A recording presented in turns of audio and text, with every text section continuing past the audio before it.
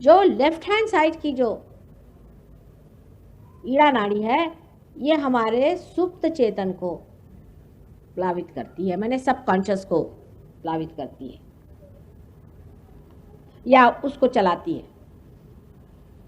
जैसे आप मुझसे कुछ बात सुन रहे हैं अभी, ये अपने कॉन्शियस माइंड से सुन रहे हैं, लेकिन ये बात आपके सुप्त चेतन माने सबकॉन्शियस में चली जाती है। ये काम जो है लेफ्ट साइड की जो ये नाड़ी है ये करती है कि जो हमारी आपसे बात सुनी उसको फौरन उधर रख दिया सबकॉन्शियस में। और इसीलिए इसे कंडीशनिंग लोग कहते हैं। वो दो प्रकार के हो सकते हैं, सुसंस्कार भी हो सकते हैं और कुसंस्कार भी हो सकते हैं। अब फ्रॉइड जैसे लोगों ने कुसंस्कार ही देखे, उनकी आंख तो मतलब ये जो नॉलेज लेने का तरीका है इन लोगों का वो ऐसा है कि ये अंधेरी जगह है, आज जिसके हाथ में जो मिल गया वही लेके बैठ गए, यही सत्य है, ऑब्जेक्टिव जिसको कहते हैं। दूसरा तरीका ये है कि लाइट जला दी, आप सब देख लो, ये सहजयोग का तरीका है। और ऐसे ज्ञान पाने का, किसी से सुनने का या साइंस से या किसी तरह से पाने का अंधा तरीका है। तो उस तरीके से जब खोजा गया तो श्री फ्रॉइड साहब अंधे तो थे ही और खुद भी दिमाग के कुछ अजीब उल्टे आदमी थे मेरे ख्याल से। उनके बारे में तो क्या क्या गंदी बातें लोग बताते हैं। उन्होंने पकड़ लिया एक इसको और इसी पे काम किया और वो कहने लगे कि जो कुछ भी आप इस तरह से किसी को मना करते हैं कि ये नहीं करो, वो नहीं करो, ऐसा नहीं करो, वैसा नहीं करो, उसे कंडीशनिंग हो जाता, उससे आदमी जो है फ्री नहीं रहता। पर उन्होंने ये नहीं सोचा कि अगर किसी आदमी को किसी चीज को मना नहीं करो तो दूसरी नाड़ी उसकी बलवती हो जाएगी। पहली नाड़ी से सुपर ईगो हमारे अंदर बनता है। पहली जो नाड़ी है ईड़ा नाड़ी, उसे सुपर ईगो बनता है कंडीशनिंग से। और जो दूसरी नाड़ी है ईगो की जो नाड़ी है जो कि राइट हैंड साइड की है, उसे ईगो बनता है। यानी आप अब सरकारी नौकर हो गए साहब तो आप किसी से ठीक मुंह बात ही नहीं करते। कुछ लोग मिनिस्टर साहब से मिलने गए तो वहाँ एक साहब बहुत उछल कूद कर रहे थे, बेचारे देहाती लोगों को समझ नहीं आया।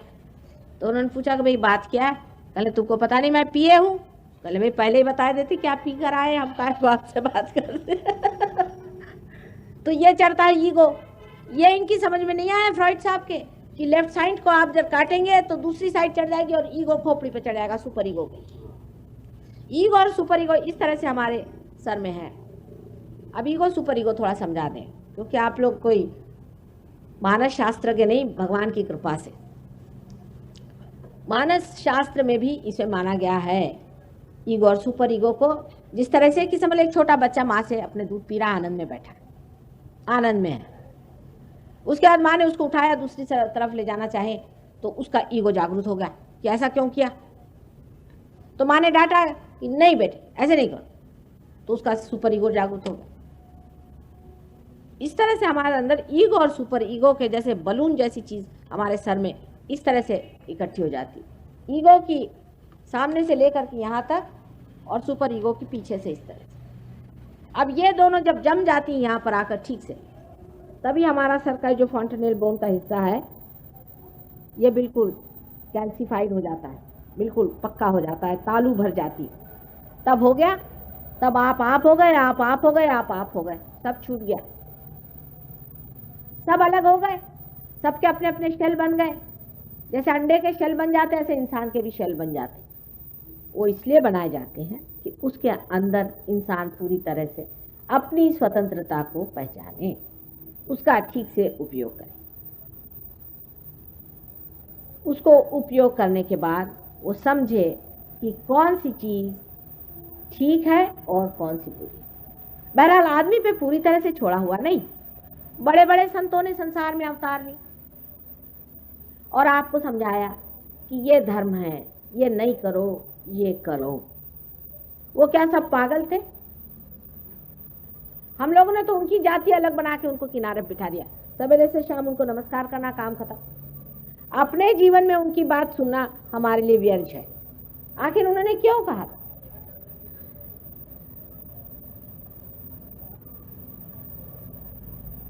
ये बात उन्होंने क्यों कही थी?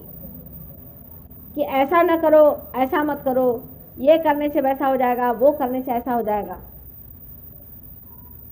क्योंकि हम बहुत अक्लमंद है ना, हम तो सब चीज साइंस से जानेंगे। साइंस होता ही क्या है, बहुत ही थोड़ा हिस्सा है इस ज्ञान का। मैं वो भी आपको बताऊंगी कि साइंस से आप कितना छोटा सा हिस्सा जानते हैं, बहुत थोड़ा सा। पिंगला नाड़ी से जो 5 तत्व आपके अंदर गुजरते हैं, उस सिर्फ पंच महाभूतों को आप उनके बारे में जानते मात्र हैं। कि जैसे कि पृथ्वी के अंदर में ग्रेविटी है, पर क्यों है, कैसे है? एक सवाल आप पूछे कि हम अमीबा से इंसान क्यों बने, क्या वजह है? अगर हम इसको बना रहे हैं तो इंसान पूछेगा कि आप इसे क्यों बना रहे हैं, आखिर इसका कोई अर्थ होगा। परमात्मा ने क्यों बनाया हमको? आज एक बायोलॉजी के आए थे, वो कहले मुझे भगवान पे विश्वास नहीं। मैंने कहा आप पे मुझे आश्चर्य होता है कि बायोलॉजी वाले को विश्वास नहीं तो फिर हो गया।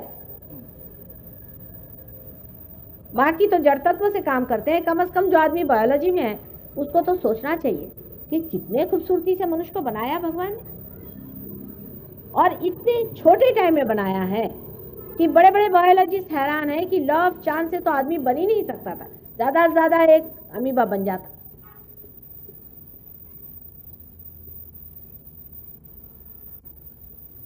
तो हमारे ऊपर ये जिम्मेदारी परमात्मा ने दे दी, हमें उसने स्वतंत्रता दे दी कि हम स्वतंत्र रूप से जाने कि अच्छा और बुरा क्या है। और जब हम अपने स्वतंत्रता में परमात्मा को स्वीकार करें तो वो आपको ये वरदान दे कि आप उसे भी जानें। जिस प्रकार ये मशीन बनाई गई और तैयार की गई, लेकिन जब तक इसको मेन से नहीं आपने लगाया तब तक इसका क्या अर्थ निकलेगा? इसी के अंदर कॉर्ड बना देते हैं ना, उसी प्रकार आपके अंदर जो कॉर्ड बना है वही कुंडलिनी है।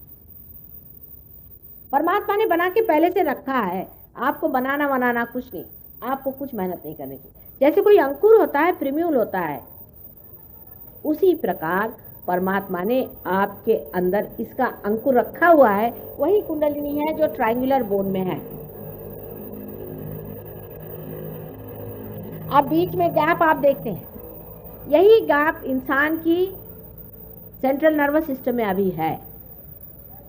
वो गैप ये है कि उसके हृदय में जो आत्मा है, उसके हृदय में जो स्पिरिट है, उससे उसकी जो गैप बनी हुई है वही ये गैप है।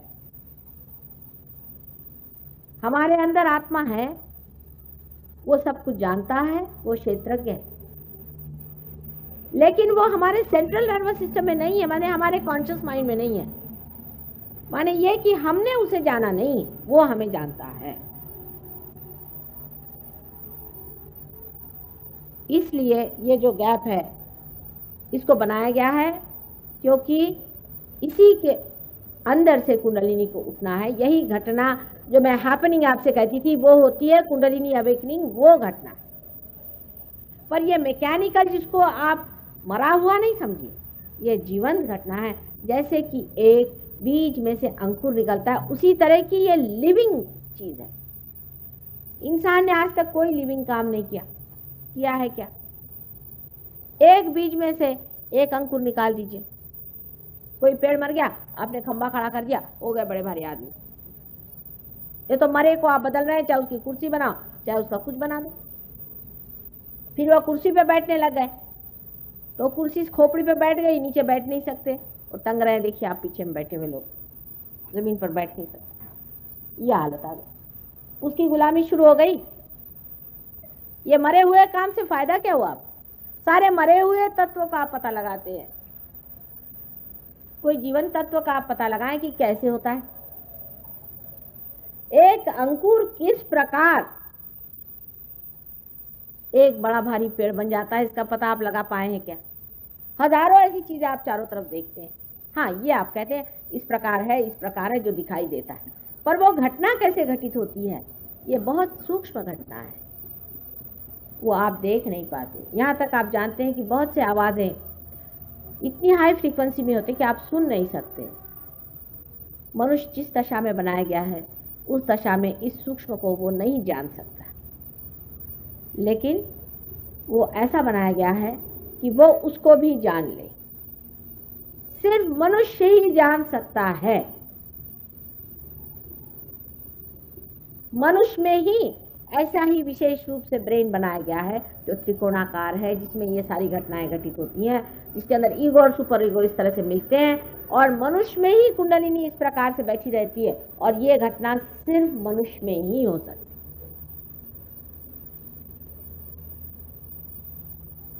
अब आप सोचिए कि सारी सृष्टि बनाई गई, उसमें पृथ्वी विशेष रूप से बनाई गई, उसमें वनस्पति बनाई गई, और उसके बाद आपको बनाया गया, और आपको विशेष रूप से बनाया गया, और उसमें इस तरह की सब चीजें रखी गई, और आप ही को यह अधिकार है कि आप परमात्मा को जाने और उसकी शक्ति को अपने अंदर से वहन करें। यही आपका लक्ष्य है, यही आपका फुलफिलमेंट है। जब तक आपके अंदर से परमात्मा की शक्ति वहन नहीं होगी, तब तक आपका कोई अर्थ नहीं निकलता, आपका कोई मतलब नहीं बनता, और सारे सृष्टि का भी कोई मतलब नहीं बनता।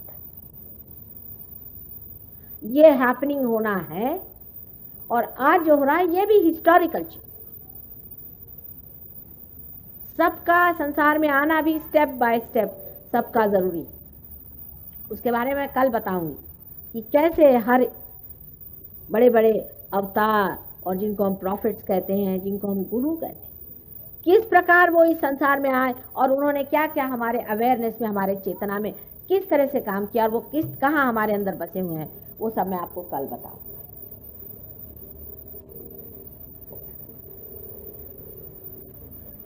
ये कुंडलिनी यहाँ त्रिकोणाकार अस्थि में है या नहीं, ये तक लोगों को नहीं मालूम है, और कुंडलिनी पे इतनी बड़ी बड़ी किताबें लिख देते। बताइए मैं क्या करूं?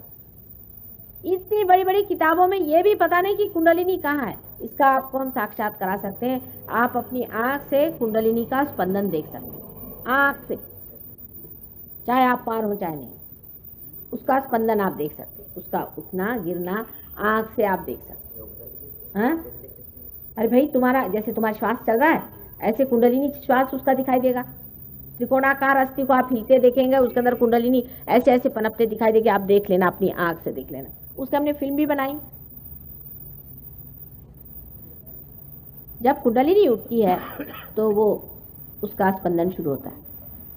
पर कोई कोई लोग ऐसे बढ़िया लोग होते हैं कि एकदम उठे और खट ऊपर पहुंचे, उनमें नहीं दिखता। जिनके नाभि चक्र की पकड़ होगी, जो नाभि चक्र वहां पर है, उसकी जब पकड़ होती है तब कुंडलिनी यूं यूं पहुंचती है, दिखाई देती।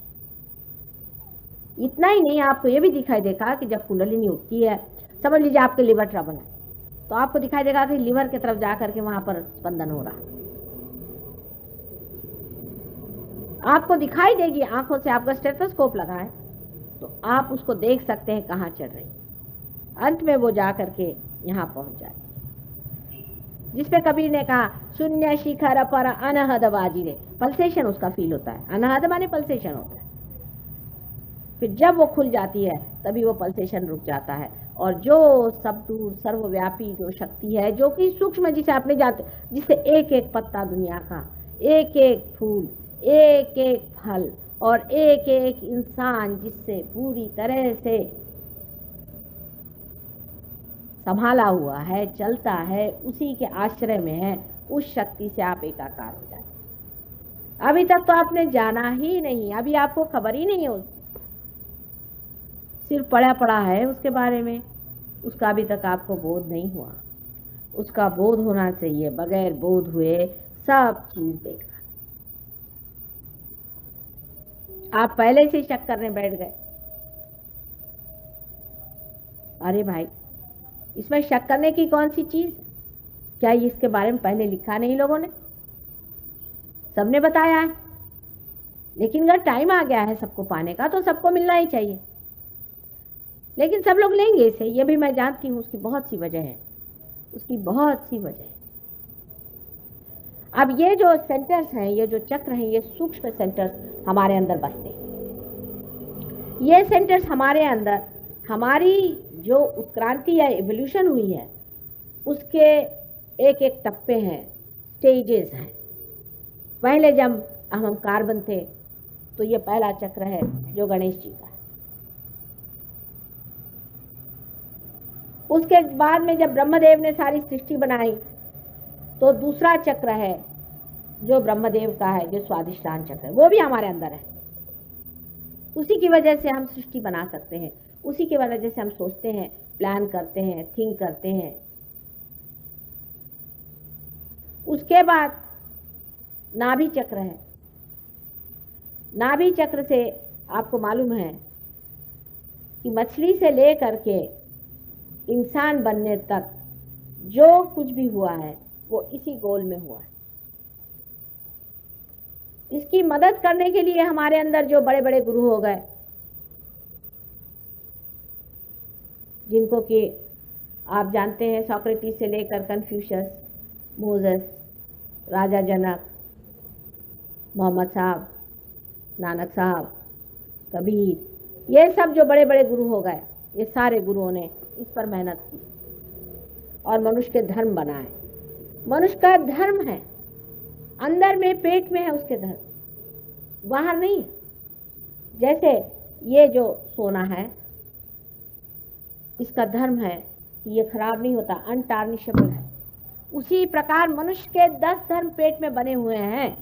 अगर ये 10 धर्म से मनुष्य च्युत हो जाए तो उसकी कुंडलिनी नहीं उगती भाई। इन धर्मों को फिर से ठीक करना पड़ता है, कुंडलिनी को खुद आकर के इनको फीड करना पड़ता है, प्लावित करना पड़ता है, उसके बाद में ही कुंडलिनी उगती, नहीं तो सख्त होता है वहां पर। और ये जो काम है, ये काम कुंडलिनी करती है, आपको कुछ नहीं करना है, एफर्टलेस है। आप पैदा हुए, आपने कौन सा एफर्ट किया है? या बीज में से पेड़ निकला, बीज ने कौन सा एफर्ट किया है? उसने कौन सी किताबें पढ़ी? ऐसे ही जब ये जीवंत क्रिया है तो आपको कौन सा एफर्ट करना है? एफर्टलेस। सहज का मतलब होता है एफर्टलेस, और सहज शब्द से आया है, इसका मतलब है आपके साथ पैदा हुआ। ये योग का अधिकार आपके साथ पैदा हुआ है,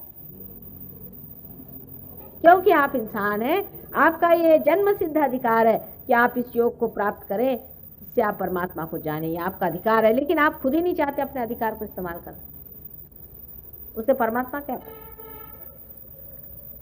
अब ये जो सटल सेंटर्स है, सूक्ष्म सेंटर्स, अगर आप इन सेंटर्स को पालें और इनको अगर आप जागरूक कर सकें तो आपकी तंदुरुस्ती वैसे ठीक हो जाए। एक बीमारी है, समझ लीजिए, क्या कहते हैं उसे, मल्टीपल स्क्लेरोसिस कहते हैं। वो डॉक्टर लोग कहते ठीक नहीं होती, हम कहते सहयोग से ठीक हो जाएगी। बिल्कुल ठीक, 100% हो सकती। इसमें 3 चक्र हम देखते हैं कि जो खराब है, मूलाधार चक्र, नाभि चक्र और आज्ञा चक्र। ये 3 चक्र अगर हमने ठीक कर दिए तो ठीक हो जाएगा। एक चीज की खोज जब आप बाहर से करते हैं, समझ लीजिए एक पेड़ है, उसमें खराबी आ गई, अब बाहर से उसमें आपने कुछ ठीक ठाक किया भी तो कितनी ठीक ठाक हो सकती, पर अगर आप उसके जड़ से ही कोई चीज को ठीक करना जाने तो पेड़ ठीक हो जाएगा। इसी तरह से कैंसर की बीमारी, कैंसर की बीमारी भी आपकी इसलिए होती है कि आप ये जो सिंपैथेटिक नर्वस सिस्टम है इसको बहुत इस्तेमाल करते हैं, या तो इमोशनली करते हैं या बहुत ज्यादा आप और वजह से करते हैं। कभी इरिटेशन भी हो जाता है, कभी इन्फेक्शन हो जाता है, किसी भी वजह से सिंपैथेटिक इमरजेंसी जो होती है वो आप पे बनी रहती है। अगर आपके लाइफ में इमरजेंसी बनी रहे तो जैसे यहाँ इमरजेंसी का आलू आता है वैसे इंसान का हो जाता है। उस वक्त में पैरासिम्पैथेटिक जो है हर समय आपका कैंसर ठीक करती रहती है। आपके कैंसर रोज होता ही रहता है, मतलब रोज आप इस्तेमाल करते ही रहते हैं और उसको पैरासिम्पैथेटिक को फीड करती रहती है, बैलेंस करती रहती है, जो बीचों बीच है सुषुम्ना नाड़ी। लेकिन जैसे ही समझ लीजिए लेफ्ट साइड है और राइट साइड है, अब लेफ्ट साइड की सिंपैथेटिक है और राइट साइड की सिंपैथेटिक है, ये दोनों पूरी समय चल रहे हैं इस तरह से। जब ये टूट जाते हैं तो इसके अंदर के जो देवता हैं वो भी सो जाते हैं, फिर मैलिग्नेंसी हो जाती शुरू। एक सेल जो है बहुत बढ़ने लग जाता है, उससे दूसरे को लग गया, वो भी बढ़ने लग गया। उसका संबंध से होता नहीं, पूरे से होता नहीं, पूरे शरीर से नहीं होता है, एक अकेला आर्बिट्ररी बढ़ने लग गया, कैंसर बन गया। अगर हम इस देवता को जागरूक करते कैंसर ठीक होगा।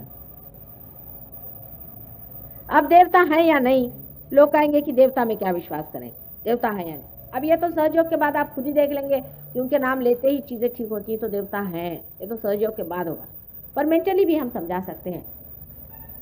जैसे एड्रेनलिन और एसिटिकोलिन दो केमिकल्स हैं, दो समझ लीजिए बिल्कुल डेड केमिकल्स हैं, लेकिन वो अपने शरीर में अजीब तरह से व्यवहार करते हैं, किसी को समझ ही नहीं आता।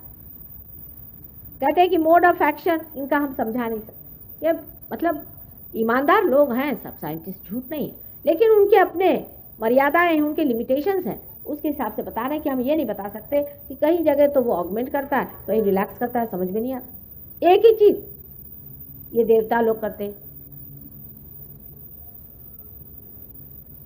हमारे अंदर अगर कोई फॉरेन मैटर चला जाए तो शरीर से वो फेंकने की कोशिश होती है, पर अगर पेट में अगर फीटस जो बच्चा होता है वो पिंड जब रुक जाए तो फेंका तो नहीं जाता, उसको संभाला जाता है, उसको नर्चर किया जाता है, देखा जाता है, और टाइम आने पर बराबर टाइम भी कैसे उस वक्त उसे फेंक दिया जाता है।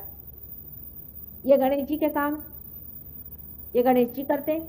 गणेश जी का तत्व हमारे अंदर ये कार्य करता है। अब डॉक्टर लोग गणेश जी को नहीं मानेंगे, फोटो रखेंगे घर में जरूर, नानक जी का फोटो रहेगा, गणेश जी का रहेगा, सब रहेगा, लेकिन गणेश जी हमारे अंदर बसे हुए यहाँ मूलाधार चक्र पे है, ये नहीं मानने वाले। अब मैं क्या करूं बताइए, आप इनको कैसे सिखाया जाए। अब स्क्लेरोसिस की वो लड़की जो आई थी यहाँ पर, मल्टीपल स्क्लेरोसिस, उससे मैंने सिर्फ कहा तुम गणेश जी का मंत्र बोलो हमारे सामने, उनका ठीक होगा। लेकिन आप कहेंगे तो नहीं होने वाला, क्योंकि आपको अधिकार होना चाहिए गणेश जी को जगाने का, लेकिन अगर आप पार हो जाए तो आपको भी अधिकार आ जाएगा। जब आप दिल्ली के सिटीजन हैं तो आप दिल्ली के जो कुछ भी अधिकार है उससे पूरे हैं ना। अगर आप परमात्मा के साम्राज्य के सिटीजन हो जाएंगे तो गणेश जी क्या और हनुमान जी क्या, सब आपके सामने पूरी तरह से हाथ जोड़ के खड़े कि बेटे बोलो क्या करने का तुम्हारा काम, बोलो। अब ये बात सही है या नहीं है, इसको आप पड़ताला करके देखना चाहिए। पहले परमात्मा के साम्राज्य में आ जाओ, ये पहली चीज है। नहीं तो उसके तो आप सिटीजन नहीं है, आप तो गवर्नमेंट ऑफ इंडिया के हैं, उसकी एफिशिएंसी में रहिए। हम तो कह रहे हैं गवर्नमेंट ऑफ गॉड में आप आइए, फिर हम आपको बताते हैं बात, फिर देखिए कि आपके पावर्स कहां से कहां पहुंचते। फिर तो कोई बीमारी आपको छुएगी नहीं, कैंसर आंसर तो छोड़ दीजिए, आप दूसरों के कैंसर ठीक करिएगा।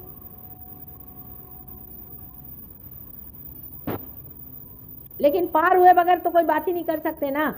पॉइंट ये है कि पार तो होना चाहिए पहले, तब इस सूक्ष्म में आप उतरते हैं। आप सूक्ष्म में जब उतर जाते हैं तो आप खुद ही उसको कंट्रोल कर लेंगे, आप खुद उस चीज को कंट्रोल कर सकते हैं जिसे सारी सृष्टि कंट्रोल्ड है, क्योंकि ये सर्वव्यापी शक्ति है। उसमें जैसे ही आप आ जाते हैं, आपका अटेंशन ही आपके सेंट्रल नर्वस सिस्टम में से ही ये बहना शुरू हो जाता है। आपका जो हृदय है उसका स्पंदन आपके सेंट्रल नर्वस सिस्टम में से बहना शुरू हो जाता है। आपको वाइब्रेशन हाथ में से आते हैं, ठंडे ठंडी बहन, जिसको चैतन्य लहरियां कहते हैं।